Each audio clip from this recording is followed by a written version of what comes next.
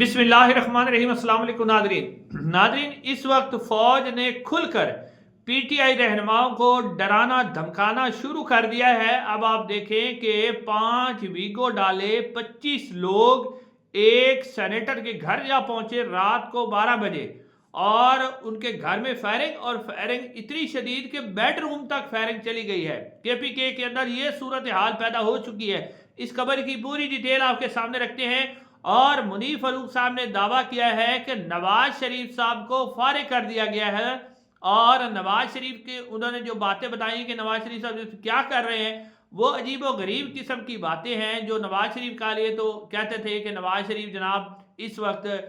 پاکستان کی سیاست کا مرکز ہے، لیکن اسے کیسے ہماری اسٹیبلشمنٹ نے فارغ کیا ہے وہ ڈیٹیل بھی آپ کے سامنے رکھتے ہیں۔ اور ایک اور خبر ہے، وہ خبر پہلے لے لیں کہ پنجاب اسمبلی نے ناظرین ایک قرارداد منظور کی ہے جس میں field marshal general Asim Munir کو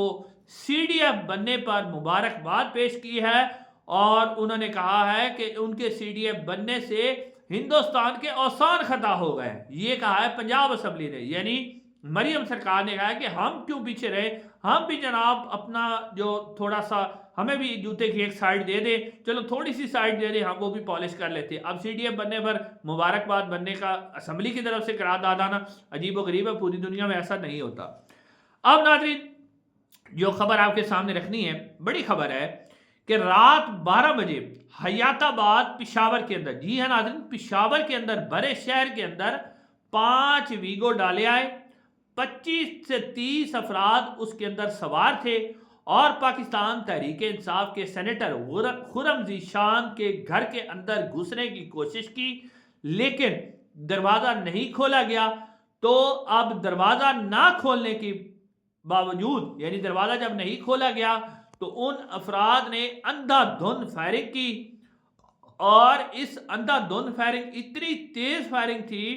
کہ نہ صرف گھر کا ایک جو ملازم تھا وہ زخمی ہوا، بلکہ فائرنگ جو تھی، گولیاں جو ہے وہ بیڈ روم تک جہاں پہنچی، جہاں پر بچوں اور خواتین جو ہے ان کا شور مچ گیا۔ لیکن ناظرین اب صورتحال کیا پیدا ہوئی کہ اگر یہی عملہ پنجاب کے اندر ہوتا تو خاموشی ہوتی، پنجاب میں تو کچھ ہوتا نہیں۔ وہاں پر جو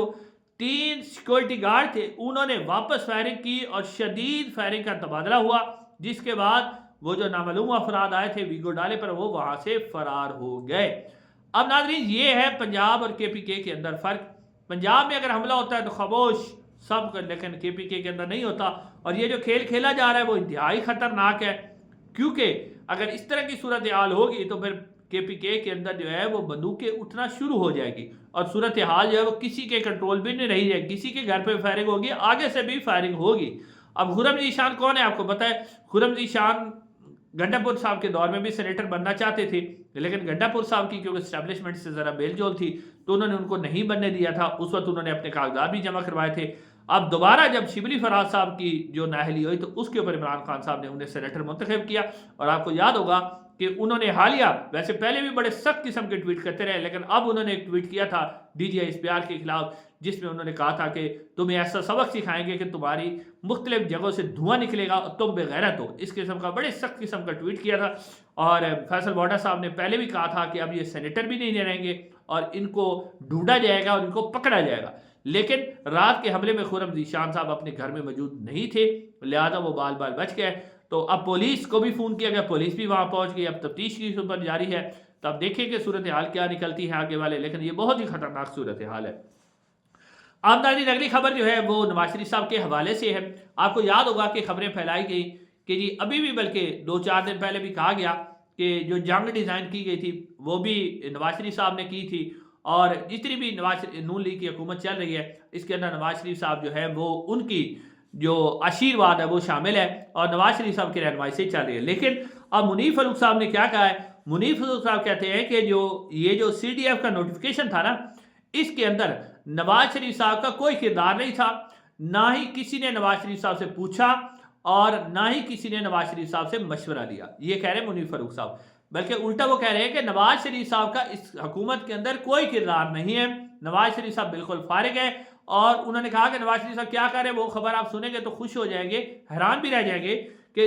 3 دفعہ کے وزیر اعظم اور جنہیں لندن سے لایا گیا تھا کہ جی بہت بڑے سیاستدان ہیں پاکستان کے اور پاکستان کے نیلسن منڈیلا ہے، تو وہ کیا کہہ رہے ہیں منیر فاروق صاحب؟ وہ کہہ رہے ہیں کہ اس وقت نواز شریف صاحب اپنے خاندانی معاملات طے کر رہے ہیں۔ وہ کہتے ہیں کہ ان کے جو یعنی کہ مریم نواز صاحبہ کے جو بیٹے ہیں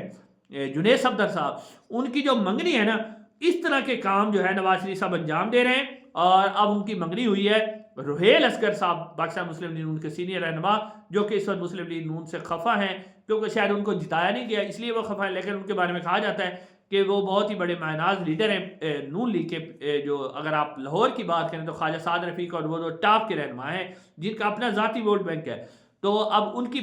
پوتی کے ساتھ جو ہے وہ جنید صفدر صاحب کی منگنی ہوئی ہے، اور یہ جو منگنی ہے وہ میاں صاحب جو ہے انہوں نے طے کی ہے۔ اور میاں صاحب اس وقت جو ہے وہ اس طرح کے معاملات کے اندر پڑے ہوئے ہیں۔ اور آپ کو بتاتے چلے کہ جنید صفدر صاحب کی یہ تیسری منگنی ہے، پہلی شادی ان کی ختم ہوئی تھی، دوسری منگنی لاہور کے اندر ایک بڑی مشہور